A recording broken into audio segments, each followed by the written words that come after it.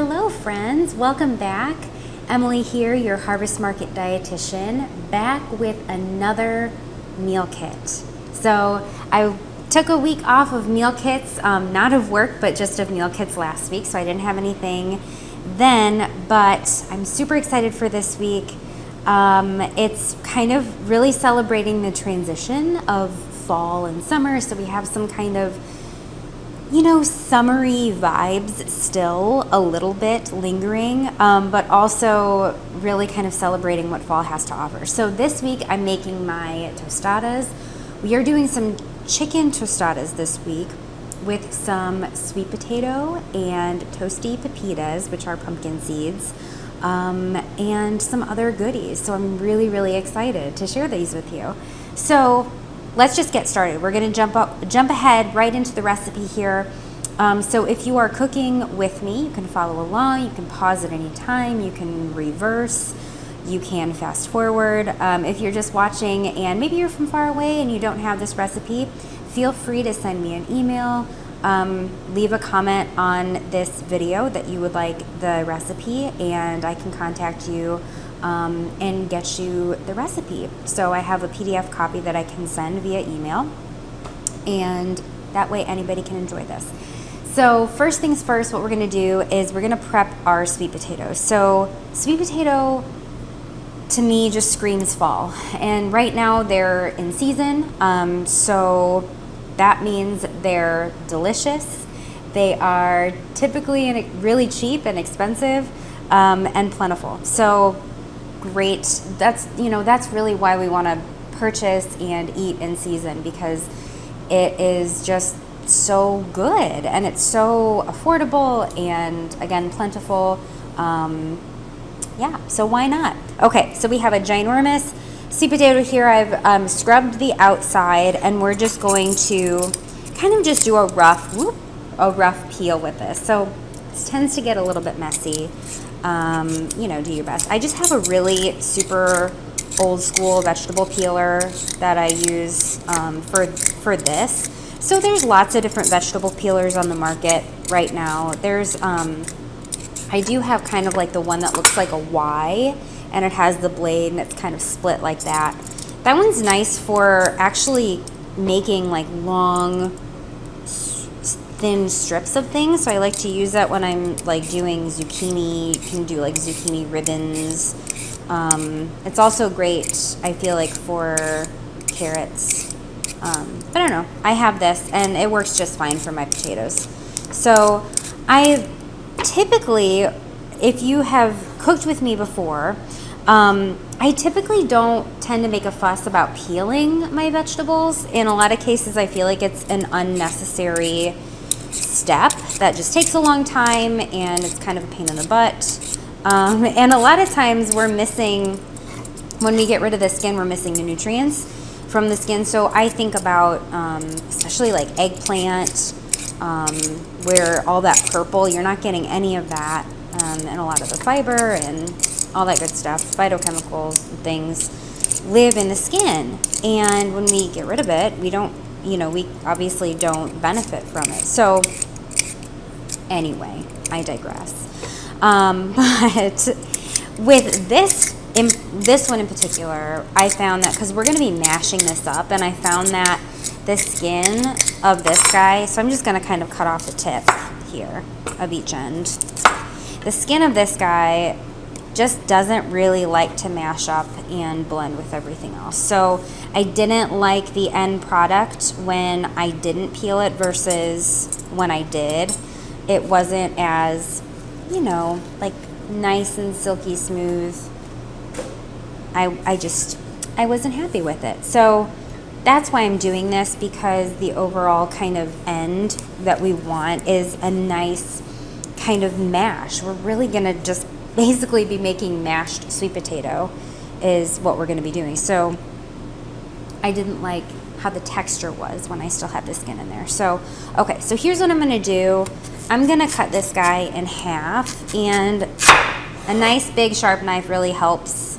If you feel like maybe you're uncomfortable cutting, maybe your piece is really big or your potato's really big and you don't feel comfortable, You can always pop it in the microwave for just like, we're not cooking it, but just for like 45 seconds to a minute, just to soften it up for you a little bit so you feel a little bit more comfortable cutting through it. But if you have a nice sharp knife, and these are fresh, you shouldn't have any trouble. So I'm gonna cut this big guy in half into more manageable pieces. Basically what we want is a dice. And again, remember, we're gonna be mashing this up in the end, but the smaller the pieces, the quicker they are to cook. And we're gonna be steaming this in the microwave. So I'm gonna do some slabs on each piece. Slabs meaning just kind of big pieces like this. And then what we're gonna do is we're gonna kind of put these on top of one another. And then we're gonna cut them into kind of like French fry shapes. Like this. Okay, so then we have these little pieces just like that. And then we're gonna turn these to this side, still everything nice and stacked and together. And then this is gonna give us our little cubes, which is exactly what we want. Ta-da! Whoops. So that's a really quick way of making cubed pretty much anything like this shape. Regular potato, sweet potato, squash, you know, just kind of cut into more manageable pieces than cut into slabs and fries than cubes kind of thing. That's how I found to be the most efficient and most uniform, because that's really kind of too what we're looking for, is that uniformity, because what we don't want are some huge pieces and some really tiny pieces, especially if we're roasting. What we're doing here, it's not as essential because we're just going to be mashing this up. But I'm just putting them into a microwave safe bowl. So let's talk about microwaving for a second. I feel like it gets a bad rap, and you know, it's one of those things where it's like, well, you know, you nuked everything in the microwave back in the, you know, 50s and 60s. I don't know. That was a big popular way of cooking because it was fast and it was a new technology, so everybody wanted to utilize it, and so used to cooking things for a really, really long time. But anyway, I think that there's a lot of misconception around microwaving. I think it can be a really, just like anything, it can be a really convenient tool in the kitchen, especially for steaming or par cooking vegetables. I don't know where this came from, but apparently people think that if you microwave, you lose nutrients, which is absolutely not true. Now, if you boil vegetables that have water-soluble vitamins, so all the B vitamins and vitamin C, those are water soluble, which means that they'll leach into the water. Unless you're drinking that water that you boil your vegetables in, you're not going to get any of those nutrients. Now when we steam, that preserves all of the nutrients, and that's what we're doing with this in the microwave. And the microwave steams really well, so like you're going to do it and you're going to see how easy it is to steam veggies in the microwave. You just add a little bit of water, cover it up, and let it go. But anyway, I don't know who said that you lose nutrients, but I've heard this. I mean, I've heard this said, and it's just ridiculous to me. So, but no, really boiling vegetables, you're going to lose some of those nutrients, and really just the water-soluble ones. But like vitamin A, which is what you see here in this orange color, it's fat soluble, so it's typically not lost in boiling or anything like that anyway. Okay, so we have our beautiful diced sweet potato here. So now I'm just going to add in about 3 tablespoons of water. So you will need to do that part yourself. Sorry, I didn't measure you out 3 tablespoons of water. I figured you were more than capable of being able to do that yourself. I hope. If you can't do that, then maybe put down the knife. Okay, so we have that in there. We're just going to do a little bit of plastic wrap so we can cover this, and we're going to create some steam. This is how we create that steam. Otherwise, because we need to trap that steam in there. Otherwise, it's not going to do anything. So we need to cover up. If you have like a microwave safe cover that you would rather use, whatever you have to be able to cover this up, make it nice and kind of taut, just like so. Beautiful. Okay, so we're going to pop this in the microwave for 3 minutes and let it go. And while that goes, we're going to kind of prep some other stuff. Okay, so our sweet potato is currently cooking in the microwave for 3 minutes on high, and I'm just gonna let that go. I'm not gonna touch it. I'm gonna let that sit in the microwave for about 3 to 5 minutes after it's done cooking, because it's gonna continue to steam and it's gonna be really hot. So I'm just gonna kind of let it do its thing in there. Just leave it in there. You can time it too, so after your microwave beeps after the 3 minutes, just maybe set a timer on your phone or something, or keep track, and 3 to 5 minutes, just let it sit and do its thing. Cover, don't touch it, just leave it be. Okay, so we're going to just kind of get everything else prepped. That's really the most labor-intensive part of this whole entire process, you guys, I promise. I think, anyway. It's really the only thing you're gonna have to chop. So at this point, if you want, you can go ahead and preheat your oven to about 425. And the great thing is we're not cooking anything per se, we're just heating things through. So we have I lined my sheet pan with a little bit of parchment, and I put my tostadas down here. So you can see these tostadas, they're basically just flattened, hard tortilla shells that you, again, basically spread kind of a, something. Typically it is refried beans, or a bean of some kind. And then you put on your meat, and then your toppings. So it's really simple. I love the layering of it. It's just delicious. And I'm a huge texture person and temperature, I guess, when it comes to food. I like hot and cold foods combined together, and I like different textures. I like that variety on my palate. So, and this kind of has it all. So maybe that's why it appeals to me so much, because I really enjoy all of those different elements in the same bite. So I am taking my chicken that is coming to you pre-cooked. You're welcome. And I'm just shredding it. So I just roasted this chicken in the oven. I do have a crazy fancy oven here in my kitchen that allows me to cook chicken pretty fast, while also controlling the temperature and the moisture in the oven as well. So it's pretty nice. If I were at home and I'm just cooking this, I'll probably roast it at about 400 or 425 until it is 165, and then let it rest. Cover it and let it rest. And that's my biggest thing, is cooking until the temp reaches. Oh, there are my potatoes. So I'm just gonna let them sit in there. Do not overcook your chicken. That means you need to get a meat thermometer, 165, even close to even between 160 and 165, because it is going to continue to cook. It is gonna come up to temp even after you take it out, because just because you take it out of the oven, all that heat is trapped in there, it's not done cooking. It's called carryover cooking. So you want to cover it. And a lot of people say you don't need to cover chicken, but in my experience, I always do, and it always comes out really super tender and juicy and delicious. So why not? Yeah, so all you have to do is roast it and let it rest. And you can do a bunch of that like in the beginning of the week. Just do a sheet pan of chicken, and you can have it for the whole week, which is great. So I'm just shredding my chicken. This is a great job for kiddos to do, get involved with, use their hands, make sure they're clean. That's why I use gloves. It's just a lot less messy that way. All right, and I like to shred my chicken as opposed to dicing it or chopping it. Just a preference, but do what you want if you don't feel like going through this. I think it's kind of therapeutic. Just kind of zone out. Shred your chicken. You gotta find the little pleasures in the day. It's just what we gotta do these days. Okay, beautiful. So, and I just season this with a little bit of salt and pepper and cumin. That's it. You don't have to season it with anything if you don't want. If you want a more all-purpose chicken that you can kind of throw, just do salt and pepper, because that's really goes with anything. But I highly recommend seasoning it. Yes, I know, microwave.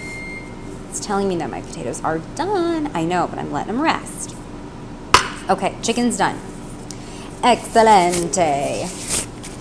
So then I'm gonna bring over my red or purple cabbage.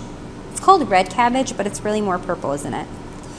I'm going to take out my cilantro for now, and I'm going to just kind of squeeze my cabbage.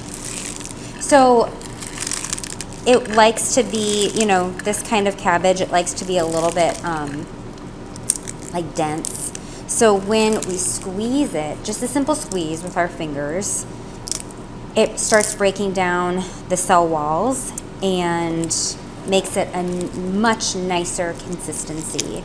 And so I like to just kind of go through, break up any big pieces with my fingers, because this is coming to me pre-shredded to save time, so I don't have to, you know, shred 120 pounds of cabbage myself. So I like to just kind of go through and break it up into little pieces. You can even run your knife through it if you want smaller pieces. That's totally an option. But just kind of breaking it, you can hear it kind of crunch in your fingers, and that tells me that it's breaking down a little bit and it's going to become a little bit softer. So at this point, you can choose to kind of chop up your cilantro and just toss it in with your cabbage, or you can leave them separate, because I know some people don't like cilantro, and that's totally fine. So if you have members of the household that, you know, some of you like it, some of you don't, leave it separate. But if everybody's gonna eat it, you can toss it all together. Some for the floor too. I love the color there too, that purple and the green. So pretty. Okay, so we have our chicken ready to go. We have our cabbage ready to go. I'm gonna check on my potatoes. Okay, so finally these are done. And you know, it might take a little bit longer, just depending on your microwave.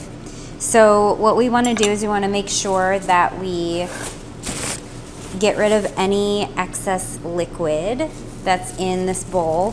So you put some water in there to help steam. Carefully drain most of that out. It's okay if there's just a little bit in there. So now I'm gonna take my, well, you can put in your seasoning. So this is your little seasoning cup. This has lots of great goodies in here. There's a little red wine vinegar, some salt, pepper, cumin, coriander, garlic powder, and onion powder. Some kind of like your basic taco seasoning-ish. My version of a taco seasoning. So I use a butter knife to scrape all that out so I don't miss any of the good seasonings in there, and then we begin to mash. So I'm using my handy dandy masher. You can use a spoon, whatever, and mash this until we get a nice smooth consistency. Okay, so we are all mashed and really nice and mixed. It smells so, so, so good. I can smell that cumin and coriander in there, that paprika. So I like to do a nice mash to where everything is, you know, I have pretty much all the big chunks, so it's pretty easily spreadable. You can totally do what you want to do. It's your recipe, it's your kitchen. You're in charge of this. So whatever you enjoy, if you like more of a chunky, if you don't want it as kind of mashed, you want more big pieces, do your thing. Whatever you want to do. And if you really don't want to use the microwave, you don't have to. It's just really fast. And time is of the essence for a lot of people, for a lot of folks. And so I like to give quick options. You can definitely, you know, boil these if you want to, just like you would if you were making a mashed potato. You can roast them in the oven, but that takes a lot longer. That's going to add on, you know, tack on like another 30-40 minutes.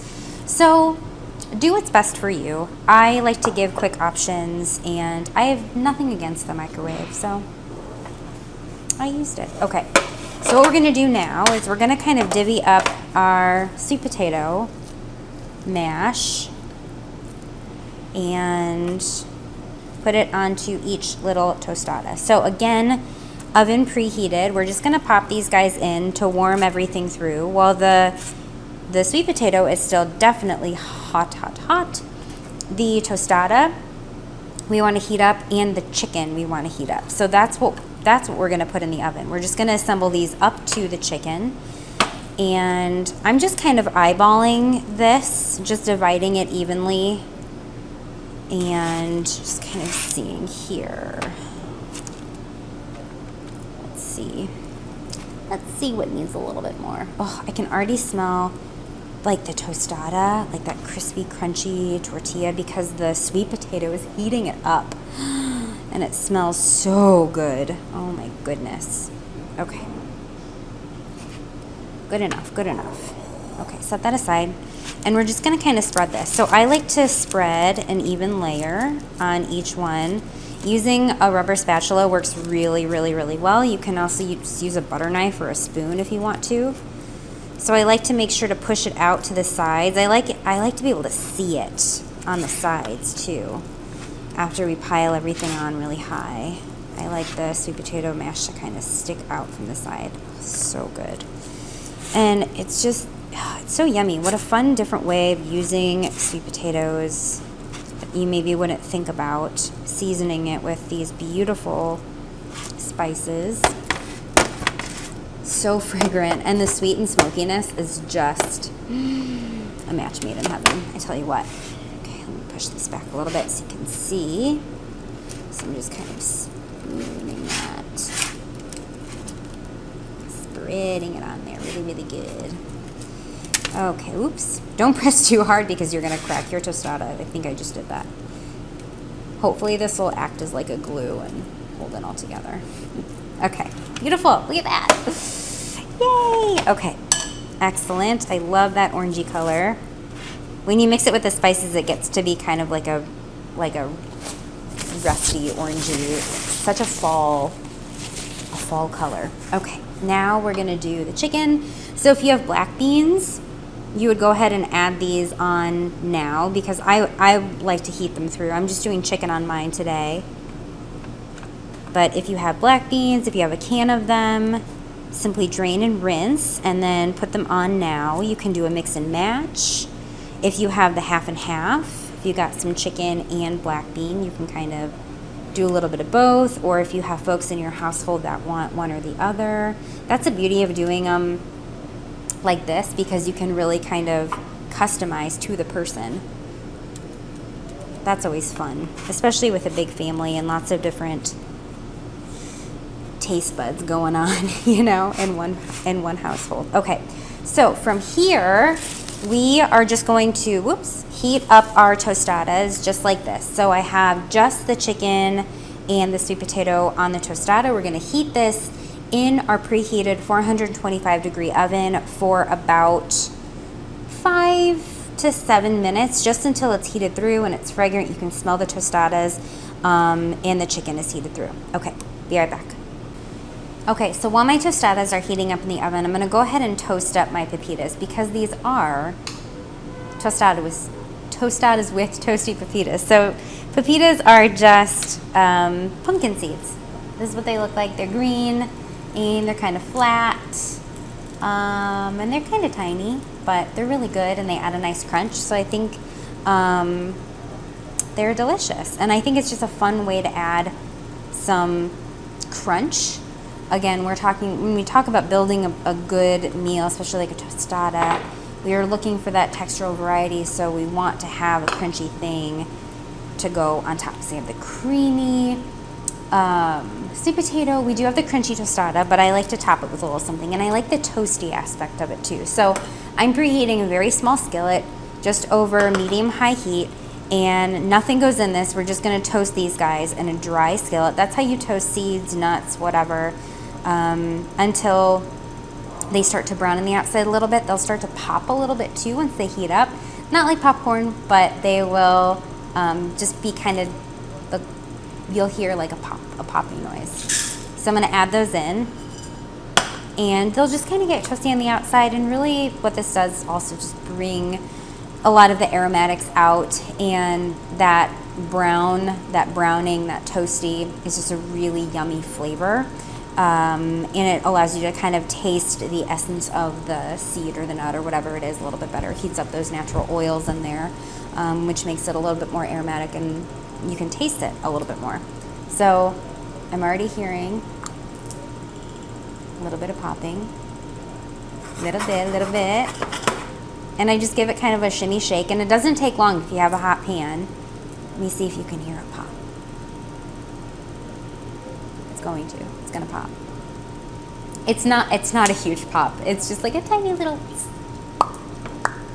it's fun, and you're like, oh, it's working. I like that. I kind of like that audio cue of, oh yeah, they're really toasting up, and I can smell it already.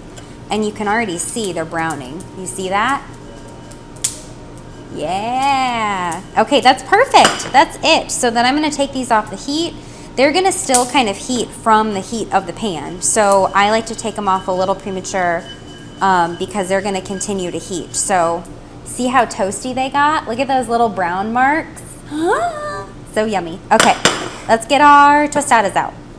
Okay, tostadas heated through. We're almost there. We have almost all of the elements of our tostadas. The only other thing that we're going to be doing is making the lime crema, which couldn't be easier. So you have some sour cream, and I'm just going to empty this into a dish using the same dish I used to measure out my water for the sweet potato, so I have less dishes. It's always a good thing.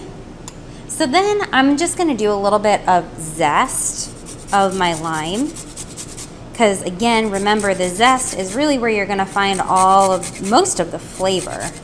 So if you really want that limey flavor, and if you ever do like I do my orange cranberry scones, I use a lot of orange zest because I want that super lemony, orangey flavor. And so yeah, I'm going to use the zest and a little bit of juice, and the juice is gonna give us a really beautiful consistency that we can kind of drizzle. So depending on the size of your lime, you're gonna use half of it or you're gonna use all of it. So start with half, because you can always add more, but you can't take away. And then we just kind of want like a drizzleable, that's a word, consistency, but you guys know what I mean, right? So we can just kind of drizzle this on top of our tostadas. Probably could have used a bigger dish, but that's all right. We make do. Probably use another little bit of lime. I just want to be able to kind of drizzle this on top. Okie dokie. So we have our tostadas, which are heated through. Then we're going to do a little bit of our purple cabbage and cilantro mix right on top. So pretty. I love the colors. Oh my gosh, it's so gorgeous. Just kind of divvy that up evenly. Don't need a whole lot.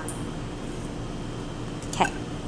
Then we're going to do some queso fresco cheese. So queso fresco is a fresh cheese, and it is crumbly, kind of like a feta. And it's kind of salty like a feta, but it's really mild in flavor, and it's just really yummy. I like the consistency of it. It's just kind of like a salty but mild fresh cheese, and it's just tasty. So, and a little bit goes a long way, just like with any cheese, right? You're like, yeah, right. So we're just going to divvy this up between. These are really messy to eat, by the way, but so worth it. So delicious. Okay. And let's see. These are probably hot. We're going to go ahead and sprinkle these right on top. How cool. How beautiful, right? You might have some left over, or you just pile those puppies on. Who are we kidding? Okay. Ooh, they're popping on there because everything is so hot. Okay. And we're just going to kind of drizzle some of this on here, this lime crema, which is just, oh my gosh, it's limey and bright and cool against, you know, the dark and smoky kind of sweet potato.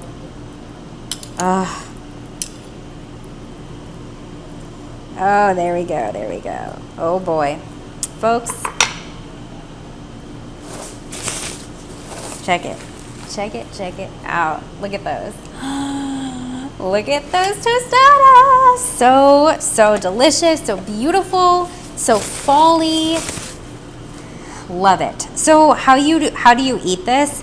You can pick it up like this and take a bite. You can use a fork and a knife. You can kind of like break it apart into pieces. Totally up to you. Again, it is kind of messy, but it's totally worth it. You guys are gonna love this. I hope you enjoy it. I hope you enjoyed this recipe. Again, if you're from far away and you're watching and you'd really like a PDF copy of this recipe instruction sheet with all the pictures and everything like that, simply email me or drop a comment in below the video, and I would be happy to send it along to you so you guys can enjoy this. If you have any questions, don't ever hesitate to reach out to me. I hope you enjoy this one. I will see you guys all again next week for yet another meal kit. I'll talk to you guys later. Bye.